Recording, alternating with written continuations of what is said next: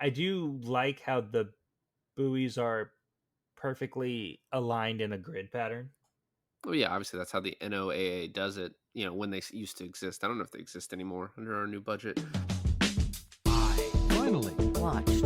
I finally Watched. I finally watched. I finally watched. I finally Watched. Hey, everybody, and welcome to another episode of I Finally Watched. This is David. And this is Alon.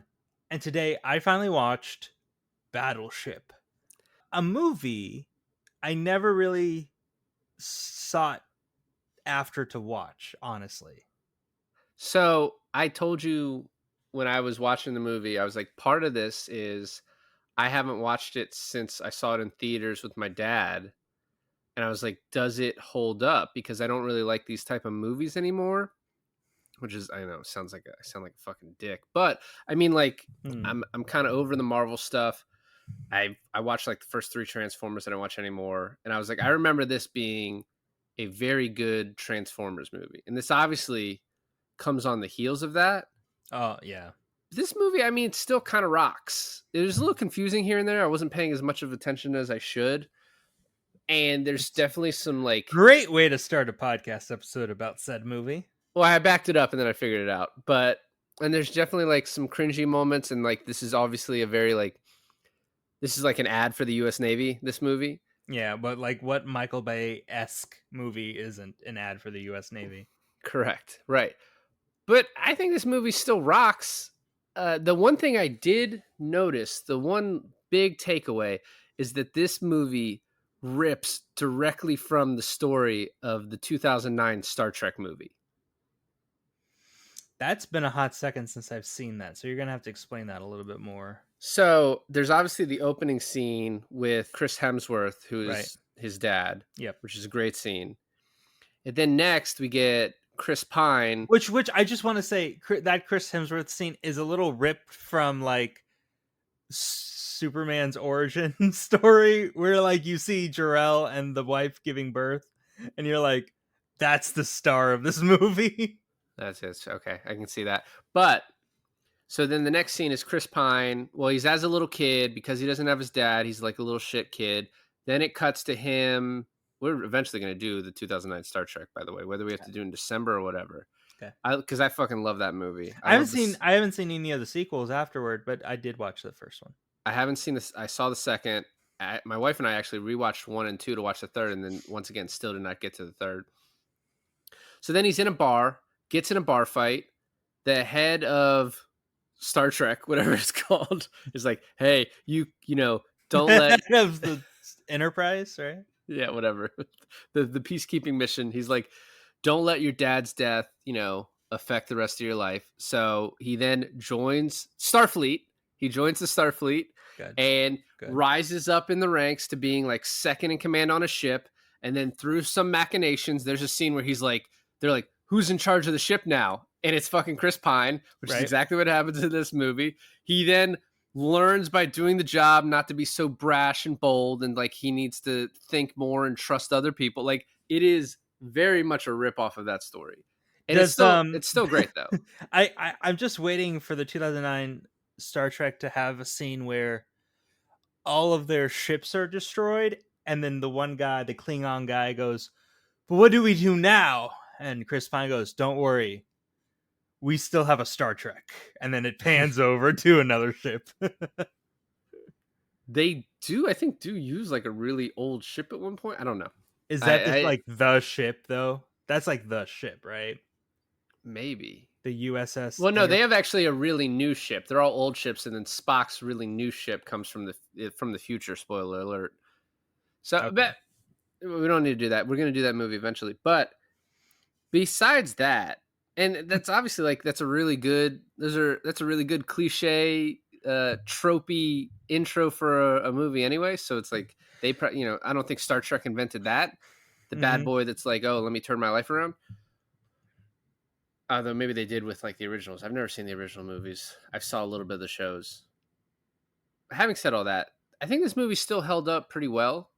I would be curious going back to watch like the 2007 Transformers and like Yeah. the sequel, if those still hold up. So apart from the sexualization of like a 16-year-old girl, I think they do hold up pretty well.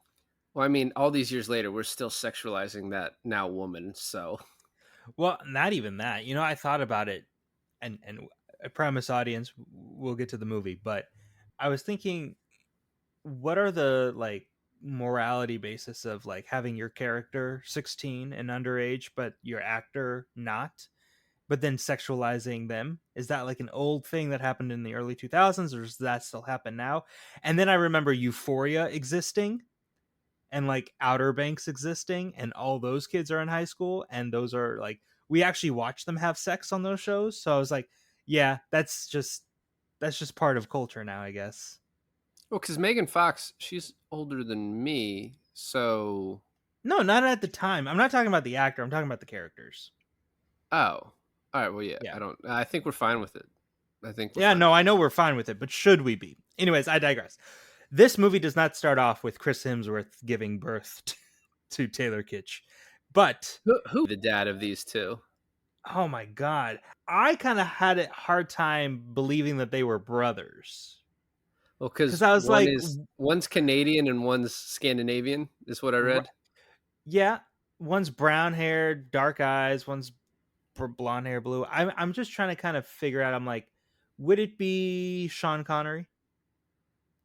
No, that's way too old. No, but like a young Sean Connery. Maybe like a Hugh Jackman. Ooh, Hugh. or a Hugh. Mel Gibson. Oh, Mel Gibson. I think you hit it right on the money. Yeah. Oh, One of those so two. so are you saying like the mix between a Canadian and a Scandinavian is an Australian? Yeah. Well, I mean, we've also already talked about how Mel Gibson is like kind of Australian, We could sort also of. do like a Russell Crowe. That works. He's the lean Russell Crowe. Now, you know what's more unbelievable than all of that though is that Liam Neeson is the father of that girl. Yeah. Well, They were there's like, some "Do you want alternate. to change your accent?" He's like, "No, I work for the U.S. Navy, but I'll keep exactly what I sound like on a day-to-day basis." I don't change it up at all. So I think we should get started, and there is some alternate casting for a couple of the roles at the end that we can talk about. But Sure. Well, I the like to call this opening scene chicken burrito. well, we're not even at that. We're first at them setting up that the whole plot of this movie is we're sending a signal to outer Oh space, shit! Yeah, I totally forgot and the that we one need guy, that sci-fi shit in the beginning. yeah, Hamish, who is like, this is like Columbus and the Indians, but we're the Indians.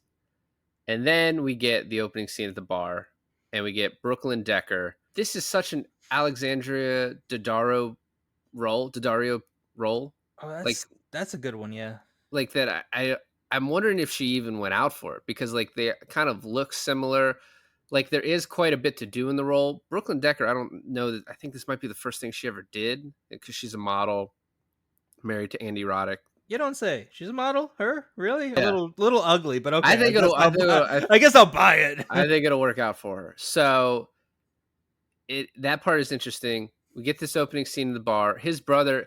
I think the comedy lands pretty well still today. Him going to get her the chicken burrito.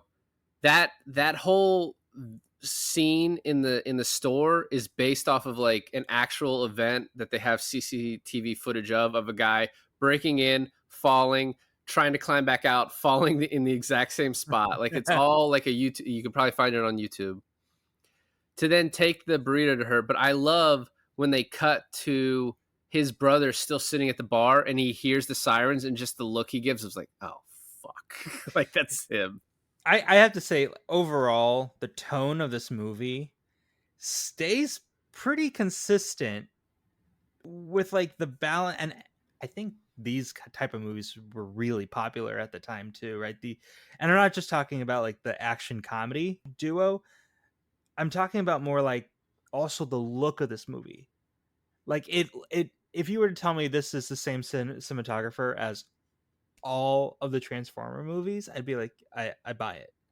Or Right. like all the movies that, God, there's so many movies that are so similar to this. I totally buy it. But I do like the relationship and the characterization of like, this guy's a fuck up. this guy's in the army. They're brothers. One's disappointed in the other. One doesn't reach the full potential. Yada yada yada. And then you kind of flash forward to him with short hair, which is kind of like being like, yeah, he's kind of serious now. He took all of your advice and he is now going to rein it in a little bit. But he's still kind of a fuck up.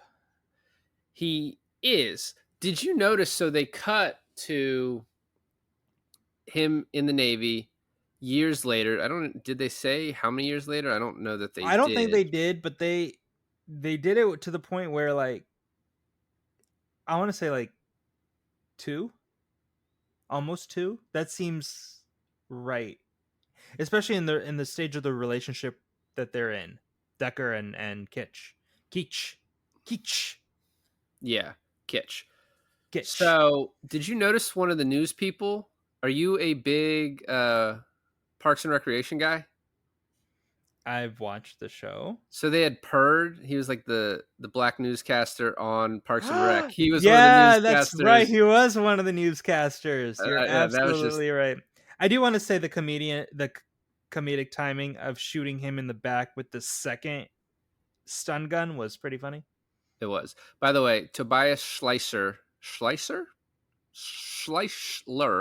is a cinematographer. Say it like Sean Connery would say it. Schleicher. So There you go. anyway, around this time, he did the cinematography for The Rundown, Friday Night Lights, Yep. Hancock. Yep. So Yep. Lone Survivor. Hancock is one of those too. Hancock is definitely one of those. But all those are Peter Berg movies. I think Hancock, I'm pretty sure Hancock is even a Peter Berg movie. I'm pretty sure you're right. Yeah. And so it's Yeah, just it kind is. of like the Peter Berg stylings too. Also, Friday Night Lights is kind of hard to categorize in this because Friday Night Lights is purposefully kind of trying to look A certain way, yeah. a certain way. Dreary, hopeless in some aspects. Exactly. Not as chrome. I feel like there's a sheen of chrome through all these movies. Friday Night Lights is sepia. That's what it's going for. It's going for sepia. It's like chrome shot with a sepia filter. No, I agree with you. Yeah, but this, I mean, Hancock and definitely this movie is definitely chrome on chrome. Take that how you will, J.J. Abrams, with your fucking, lens flares. Hey, another callback to Star Trek. But yeah, so we get kind of this intro. He's late. I hate when movies does this, but I'm like, you know what? I'm fully into this movie now because he's running late, but this little kid is like, what's the difference between a destroyer and a battleship? And then he has to stop what he's doing, turn around and be like, well, let me tell you. One of them's really fucking cool and the other is for nerds. Pretty much. So, And I was like, oh, I wonder if his appreciation for battleships will come later on in the movie. So start with this soccer game while the Black Keys are playing. Awesome. Then he gets kicked in the face. I think they were Japanese. I don't know what you're doing. I don't know. So just because it rhymes. Anyway, so then he has the chance for a penalty kick. And this was actually probably the best joke in the whole movie. with as he skies it over and just the bomb sound. Ooh, yeah, great. And this is where he gets into it with, what is it, Nagata, who I love that guy in this. Like, that part is great. Yeah. And it's setting up now. This guy is stubborn. He's like got to be in charge. He is fast moving, hard charging, and it can bite him in the ass. And then he is about to ask Liam Neeson to marry his daughter. And then he just decides, I have to fight this guy in the bathroom. Like, I at first I thought he was going to fight him in front of Liam Neeson. And then at least it was like, all right, this scene makes a little bit more sense. I love afterwards when they're like, it was a fluke accident. Our heads hit together twice. And then the Japanese guy, like the great Jerry Lewis. And everyone's like, did he just fucking say Jerry Lewis? And Liam Neeson, of course, does not buy it. I don't think he would have said yes. Because, I mean, assuming because at the end of the movie, we know he knows about the chicken burrito. And he says no anyways, right? As a joke, right? I do like well, that. Only because he saved the fucking world. But if he didn't have that on his resume and it was just the chicken burrito incident, I'm pretty sure it would have been a hard no.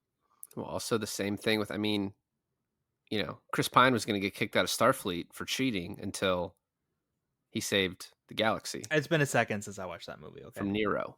So I do like also he quotes Homer, and Taylor Kitsch completes the quote, and he's like, "It infuriates me that you know that." Homer Simpson Yeah, exactly. or From Homer from the Odyssey. the Odyssey. Well, did you watch the movie?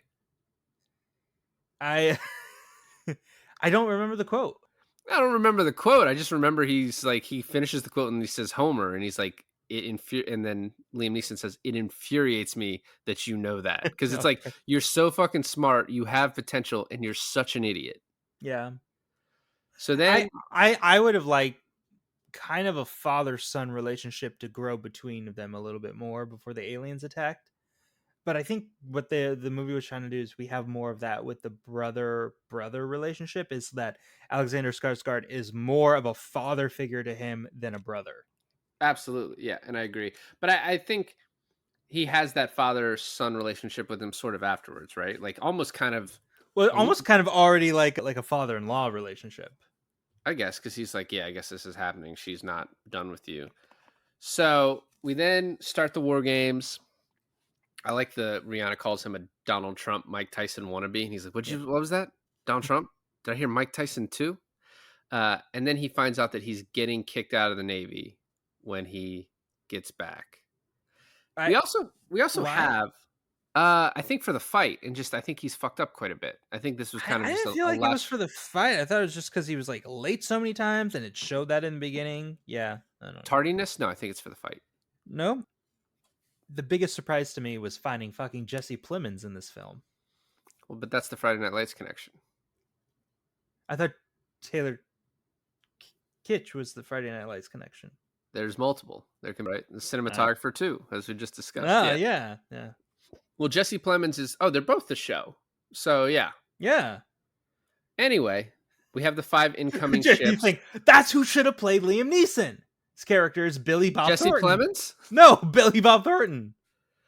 I don't believe him as. Or is Billy Bob Thornton Taylor and Alexander's father? Not on the screen. Those guys are so much bigger than him, though. That's true. Yeah. Billy Bob seems like a smaller. Maybe he's tall. I don't know, but he's rail skin. It looks He's like got most of Angelina ours. Jolie. That's their mother. Yeah. So they have the 5 incoming ships. One crashes and just we can't have them kill Americans, so it just takes out 50,000 people in Hong Kong because it hits a satellite and goes off to the other direction. Well, what's also interesting in this movie too is that the part of the production is Japanese, I believe, or China. Well, is it? Who wouldn't have minded? So it can't be China, right? Because the Japanese are like the good guys in this movie, and China gets obliterated. So it's got to be the Japanese They get obliterated. Hong Kong got hit. who partly funded this movie. Did But they? doesn't this? Well, yes, and doesn't this movie just scream like we're putting an Asian or two in this movie so that it does well overseas? No, I mean, I noticed the fact that, first of all, you have Brooklyn Decker, just a famous model, Rihanna, famous singer, Taylor Kitsch at this time got this movie, John Carter, and there's one other. Yeah. Like, you are going for star power. Liam Neeson in like a kind of a smaller role. They're banking. Fucking They're Turtle from Entourage gets obliterated on a ship. That's true. That's true. Is that Peter Berg? I could imagine Peter Berg directing a couple Entourage. No, I don't believe Peter Berg was involved at all with Entourage. That's fine. But I mean, it plays into like the kind of stunt casting, which I think I use that term probably a little incorrectly and maybe too often, but probably not now. Now is probably the appropriate time to use that term because they just really want this movie to do well overseas. So they're like, domestically, we can flop at the box office, but we should make a killing in China. Why do you still think it may, like, China was so involved? Did China have anything to do with the funding of this? I believe so. I don't know that would the U.S. military go in for, so $209 million budget. It only made like $65 million in the U.S., but it made $300 worldwide. In China. You're welcome. I don't This know. is also I feel like if it got released in China, it would have made more. this is hmm, this is also like the same thing I feel like happened with oh my god, what was that one movie? Oh, The Great Wall. I don't this no, I don't think so. What, like flopped here and did really well overseas? I don't think that this did really well. I typed in "Did China finance Battleship?" and AIs. Well, it's more accurate to say that China's financing has boosted its overall shipbuilding industry. So, all right, I don't think we Yeah. have to. We don't have to worry about the AI taking over exactly yet. So, Battleship the movie. No, China did not finance the movie Battleship. All right, there we go. There's our answer. I don't know where you read that. Can we get back to the movie now? Yeah. So they're like, these 5 ships land. Skarsgård sees them. He tells the John Paul Jones, hey, send over a crew. Probably should have added a little caveat. Don't send over my brother who's about to get kicked out of the Navy. Send over a different person. Like, if you're like, hey, we're going to kick you out of the Navy after this, maybe like in the meantime, demote them from the guy that tells people to shoot the weapons. That seems like a head scratching decision. Like, hey, we're going to kick you out, but for the next week, you're still in charge of the fucking missiles on this thing, Uh, on the battleship. One of my favorite parts of the movie is later on, but the setup is here where it's like the inaugural thing that they're doing with the Navy, and they have like the old veterans sitting down. Yeah. And they're like, we like to thank these veterans, right? Yeah. And from that point of the movie to them having their destroyer destroyed, how much time do you think has passed? Like a couple hours, or maybe no? It's from evening sunset to sunrise, so 12 hours passed. 12 to 16, somewhere in there. So when they're coming back on the battleship and you have all the same old veterans like coming out of the stairwells and out of the wall spaces of the battleship, Yeah. you think they just stayed there throughout the night? I think they Like, were on the that's where they island. live? I think they had been flown in for this, whatever this was. And so Oh, that, they got trapped on the island because of the force shield? yeah, so they're just like, this is it. And it was also just movie making excuse to like be like, hey, these old guys are happen to be here because of this event. Like, That's what we should it's actually decent plot writing. That's what we should look up. Are those actors or are those actual veterans? They're actual veterans. Yeah, that's what I thought. And actually there's some history around like they've had to do something like this before, and they brought in retired veterans to like show them how to work the ship because they're like, no one fucking knows how to do this anymore. That's pretty cool. So send the team over. He touches the ship. Fucking electric pulse just shoots him out of the water. Yeah, basically, I guess it's an EMP pulse that was shot everywhere. Weird how it doesn't do it with the other part of the ship that he touched, or the fact that he's walking on it, but then he goes to the other part of the ship and then that happens. You know, they gave him a little leeway. I like that it establishes the aliens look at everything with like a threat analysis, and they're Yeah. like, you did a sound, well, here's a really loud sound. You shot over our head, we're going to shoot one into you. You keep firing at us, and they just obliterate this ship with these, basically the pegs that are from the Battleship game, like these pegs that go in. I didn't even think of it that way. Yeah, and just, I forgot that Alexander Skarsgård gets obliterated in this movie. Like, I forgot he died. So him dying was 100% expected. Like, I was expecting it. However, what I thought was going to happen, because we don't actually see the body or him blow up, like we see his ship blow up, but we don't see him blow up. I thought towards the end of the movie he was just going to like swim, like Surprise. surprise, motherfucker, you know that. So then Taylor comes back. They killed my brother. We're going to ram them. And everyone else is like, please stop ordering us. Don't order us to do that. Like, this is so dumb. And finally they convince him to go after the Japanese ship and save all those sailors. You get kind of a cool moment where he like starts talking to Nagata, and Nagata's like, don't talk to me right now. I'm trying to save people. And Yeah. Taylor realizes, I'm not cut out for this. I'm not a leader. I'm not him. Yeah. I'm not that guy. You know what's Also interesting is that he doesn't seem that bummed that his brother died. He moves on pretty quickly, I'd say. Yeah, I agree. I agree. He's like in shock, and then he's like, Well, "Oh, okay." there is the scene where he's sitting there like, what do I do? Looking at a picture of his brother and some other woman. I guess that maybe that's his brother's wife. We don't meet her. I don't know. Mm, It's him, Brooklyn Decker, his brother, and then another woman. I don't know who that is. We don't meet I her. said the summer horror that he had that year. Don't You talk know, about Skarsgård's wife like that. Anyway, so we also, as all this is happening, we have a real wounded veteran. His name's Greg Gadson, who plays Mick, and Brooklyn Decker just traversing a mountain. Just happens to be the mountain where these aliens are going to try and send a signal. of course, because you got to give the woman something to do in the Which, movie. by the way, all right, skip over that. They actually do send the signal for like half a second, and I guess there is a cut scene at the end of this movie. Did you make it to? There's a scene after this. No. There we're setting up for sequels, Okay. All right. and this movie did so poorly in China, apparently, Alon, that we did not ever get a sequel for this. What'd you say the budget was for this? It's like 210 million, and it made like 300 million. So it lost money because of marketing. So it's funny that you said because of marketing. I read somewhere that when you look up a film's budget, like when Google tells you a film's budget is 210 million, that includes the marketing. I don't know. This is IMDb, so I don't know. Okay.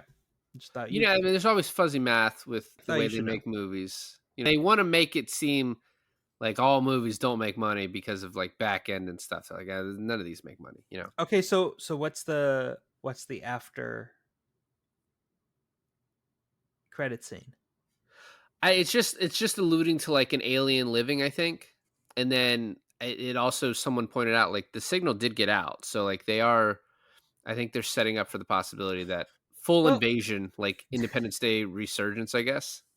one thing that never really paid off was when the alien touched Taylor Kitsch and he got that vision of the full invasion, and then we just kind of never mentioned it or like did anything with that Well, ever again. he gets that full vision, and then someone asks him, like, "Are you okay?" He's like, "I got a bad feeling about these aliens." Like that's it. I got a bad feeling.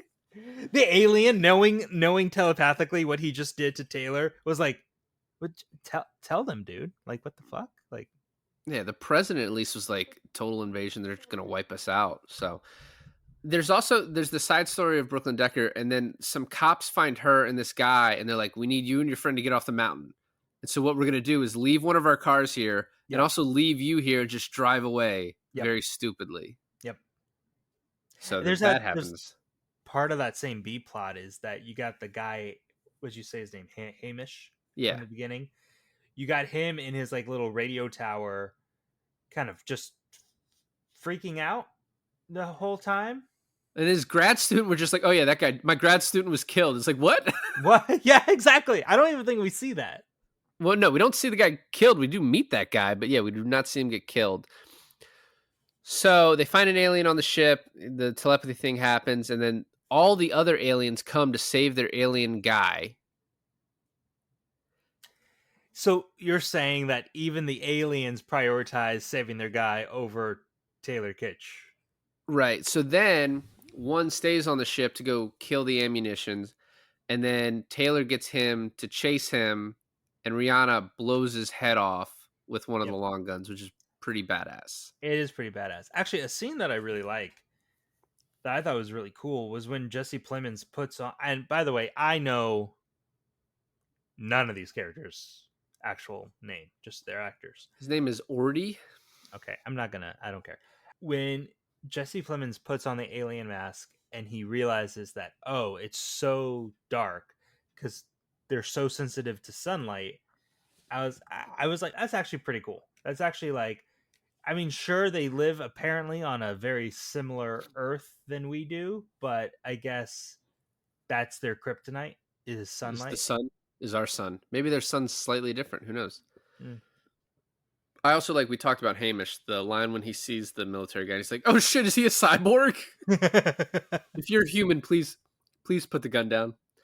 So then we get the most tied in scene to the board game, which is Nagata saying that we should use the buoys to track these ships.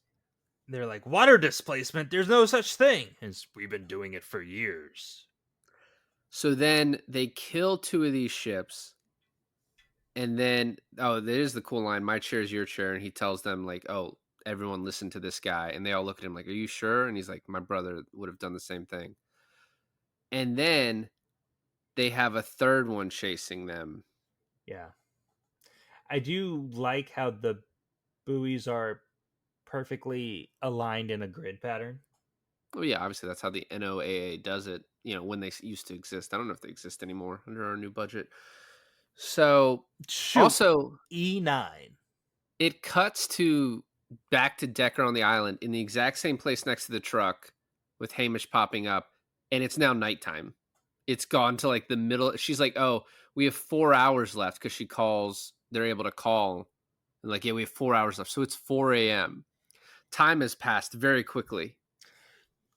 I've noticed that, but also, do you think that's actual dark, or is that shooting daylight with a night filter on?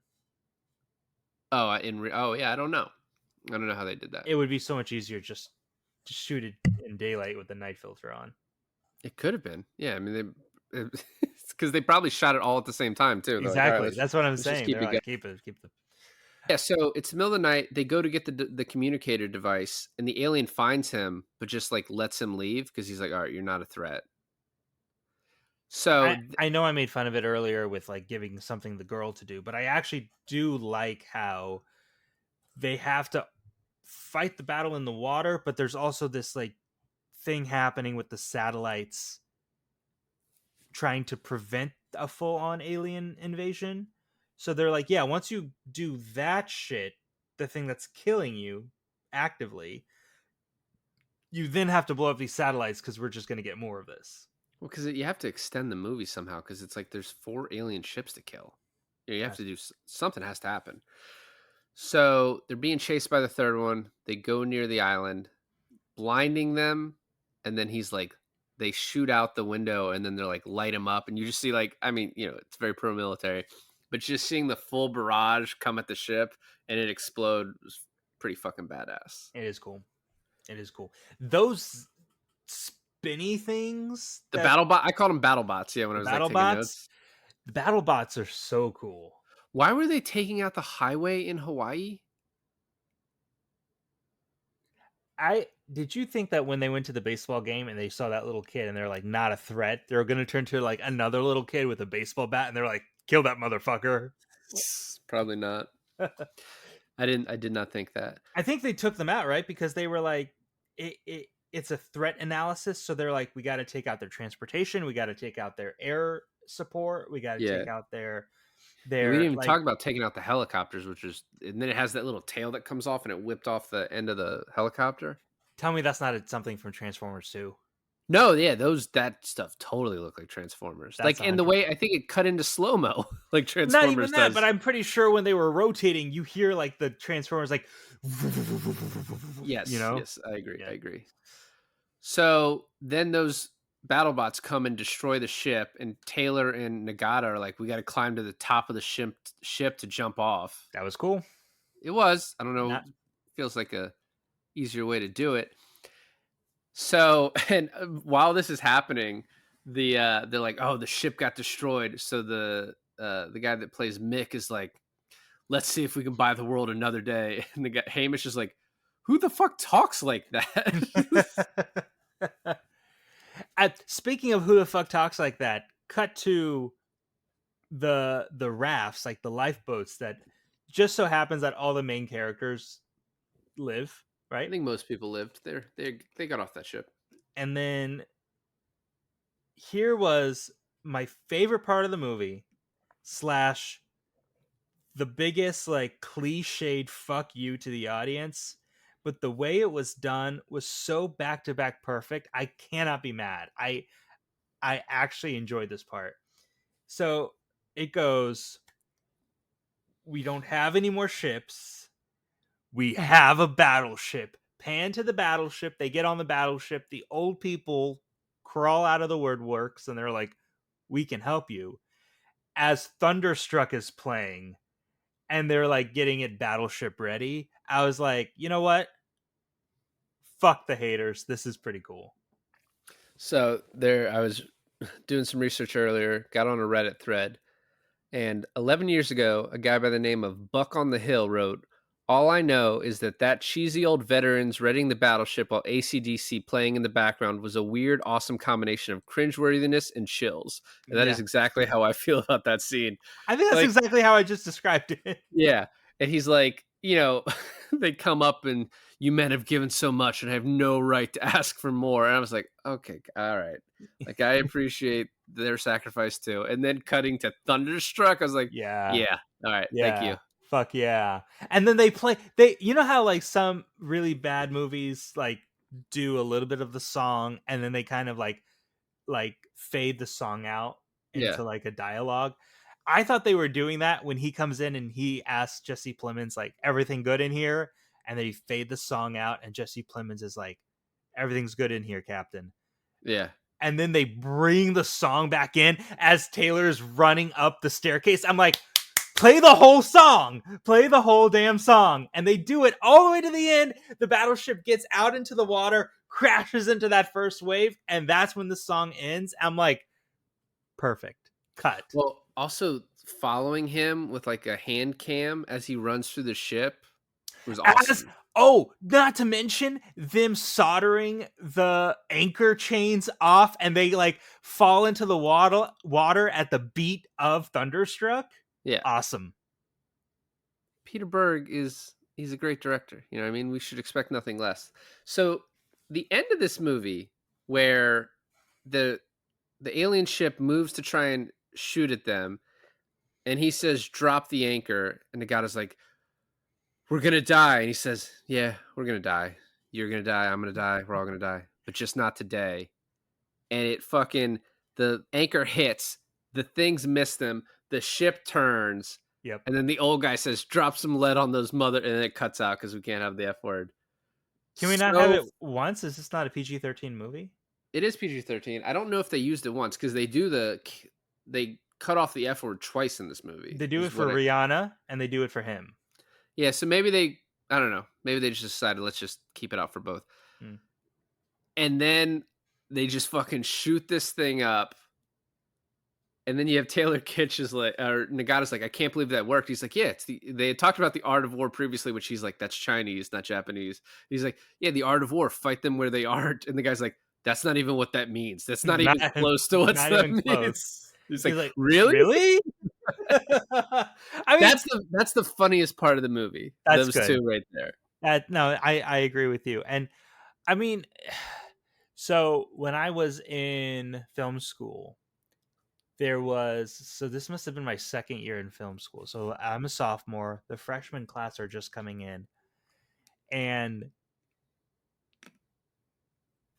I'm not going to say his name, but if someone from my college is listening, they'll know who I'm talking about. You know the Colorado Dark Knight theater shootings? Yeah. So that guy who shot up the theater, I think, dyed his hair, right? Yes. Orange, I believe. Orange, pinkish, yeah, whatever. Yeah. So there's a guy who comes into the freshman class for film, and he has his hair dyed exactly that way. Good choice, I guess. Right. And so he like immediately makes himself known, like target, right? Numero uno. And then I think like by week 2, he like shaves his head or dyes his hair back or like gets rid of that shtick because that's not funny in any capacity, right? I mean, yeah, maybe. But it comes out later on that in this film school, he says that his favorite movie is not Citizen Kane, not The Godfather. It's this movie. His favorite movie, as a film major, his favorite movie in the whole world is Battleship. And he is relentlessly, mostly by me, made fun of for this. And I am like not taking him seriously as a filmmaker at all. I'm like, how could it be me never watching That's watching this and that's movie? totally a fucking Alon thing to do too, by the me way. me not even giving this movie a fucking chance. I'm like, you cannot be a filmmaker if your favorite movie is Battleship. Now, David, I have to say this. I have to say this, and with all honesty, okay, with 100% transparency to you and our audience. After watching this movie and looking back on this guy's opinion that Battleship is his favorite movie, I still stand by me ridiculing him about Battleship being his favorite movie. Yeah, I mean, it shouldn't be your favorite, but there's a lot of good shit in this movie, right? But it's a fun movie. Like For every Orson Welles and Tarantino and Scorsese and right. Greta Gerwig, There's a Peter Berg you need a movie. Peter Berg and a Michael Bay. Mm-hmm. You Mm-hmm. need those people. And you know what? I will say, I think Peter Berg is a better director than Michael Bay. Oh, absolutely. Like And I think this is a better movie than any Transformer movie. I agree. Yeah, And not as so highly rated, probably. not as highly rated. I mean, the Transformers 1 is pretty hard to beat. That is pretty like a high octane But fun I think movie. I actually But think the comedy in the Transformers movies don't hold up as well as this. Like I think the writing is better in this. do you think when they were like audience testing this and like she went to the bar and she's like, I want a chicken burrito? Do you think they tried other things that she wanted to eat, but nothing quite plays off the tongue as hilarious as Liam Neeson saying chicken burrito? But also when you're like, I want a chicken burrito, it's like I'm more concerned about what else is on the burrito besides just the chicken. Is it just chicken and cheese and rice and beans? Is that all we want on there? Yeah, maybe, but why do you go to like a bar for a chicken burrito? Where the guy clearly just microwaves it. Yeah. But that's kind of how you can tell, like, all right, not only is this girl hot, but Oh, she's like down with the boys. yeah, you know what I mean? She's like, yeah, you're like this. She's honestly, people make fun of like the manic pixie dream girl. Yeah. This Brooklyn Decker character is way more not realistic. Well, not only that, but I think she's like a pick me girl before 2024, right? That's like a pick me girl. I don't know. She was just on her own. She wasn't asking to be picked. She didn't. I guess not. She was yeah. She's an like an. We haven't army even brat finished sort the of movie, thing. by the way. Also, where when we say that this is like on an army base and her father is like part of the army, so she's probably stuck here with this one bar town. and it probably is a realistic depiction of like a hot girl who just happens to be with a military father. So then they have one missile left, but they see, oh, there's more battle bots coming, and they sacrifice themselves to blow up the communications because they're like, the world is going to end if we don't do this. And just the planes to come in and fucking take out the battle bots. That's like the most America fuck yeah moment. The anchor dropping and the ship turning and light them up. That was like America fuck yeah. But then this too. As the flyover happens through the clouds and just to blow these things up. Well, hold on. So it kind of reminded me of that scene in Endgame where the Hulk snaps everyone back, but then they're immediately attacked by Thanos, so you can't really relish in the fact that they brought everyone back, right? Okay. It's the same where like they drew down the force field, but then they immediately blow up the battleship, so you can't really relish the moment that they take down the force field, right? Yeah. And so then it's like you kind of, as the audience, you kind of forget that they snapped everyone back. You kind of forget that they took down the force field. So then when Sam goes on your left and they all come through the portal, you're like, oh, fuck, yeah, that's right. So when the military comes in and saves them from the battle bots, you're like, oh, fuck, yeah, that's right, because they took down the force field. It also makes you realize, too, that if the force field had never gone up, these like 3 or 4 ships would have been absolutely no match for the rest of them. Like if we have like 40 ships that are all here at one time, like they would just destroy them. You're talking about the alien ships. Yeah, like we would have destroyed the alien ships. So Peter Berg must have thought of that, or whoever wrote this fucking movie must have thought of that and been like, yeah, we need a force field to like limit the amount of like military help these guys can have, right? Because then you'd have to make the aliens so overpowered. Like, yeah, you need like the balance, But and also, you want a smaller scale for the movie, so it's more easy to follow. And well, not only that, but also making it a smaller scale in which you do, and then having it, be based on the board game, which, by the way, for anyone who has never played the board game, watch this movie and then decides to play the board game, you're going to be highly disappointed. The thing is that putting the force field on also makes it in that kind of capacity where they're all on one side, you're all on the other. So it almost mimics the board game layout having it like that. yes, absolutely, and I think that's kind of part of the purpose. So, a little bit of fun fact territory. This first one's kind of weird, crazy. So, Peter Berg decided to cast Rihanna after watching her Diane Sawyer interview following the beating she received from Chris Brown, because he said if she could negotiate a tricky interview like that, she could make a good actress. I was like, that's fucking a crazy thing to do, and then a crazy thing to tell people after That's the a fact. crazy thing to say. Yeah. So anyway, this was her acting debut. This is crazy. So Jeremy Renner was cast in the Taylor Kitsch role, but dropped out to co-star in The Master, of which he then also dropped out. I was like, he's not in the Master. He was going to be the Joaquin role. No way. That's according to this. Because it's so weird, because when you said the Master, I was like, oh, he was going to be in like Rami Malek's role or something. It says he dropped out of the co-star in The Master. So Maybe he'll be Philip Seymour Hoffman. Can you and imagine? here is the after the credits. There's a scene where three Scottish boys find a piece of debris from an alien ship that has a door in it. They are joined by an adult who uses toys to open, and in the door there's an alien inside.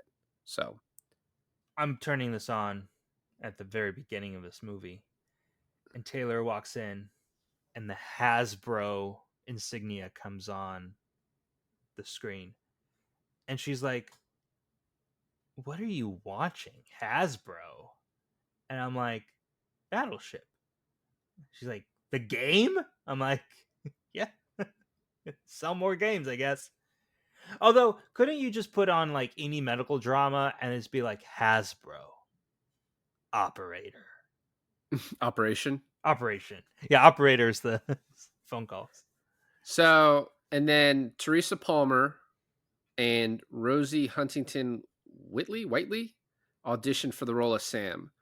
Teresa Palmer from I Am Number 4 fame, and then Rosie, I believe, was in like the third. I think she replaced Megan Fox in the third Transformers movie.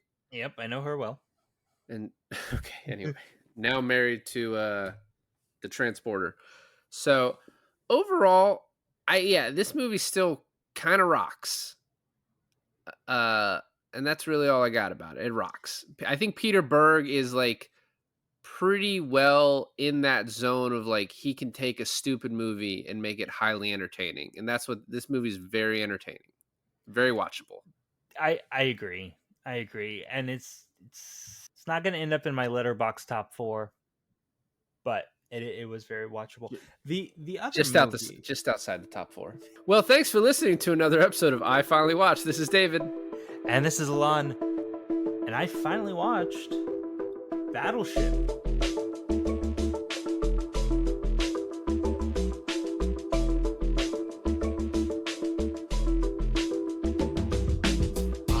Finally. Watched. I finally. Watched. I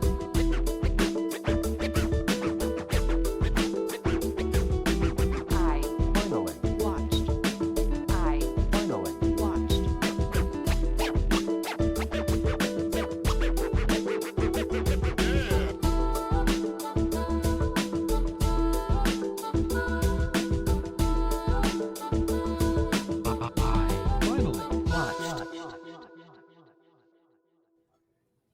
Also, the perfect 4th of July movie.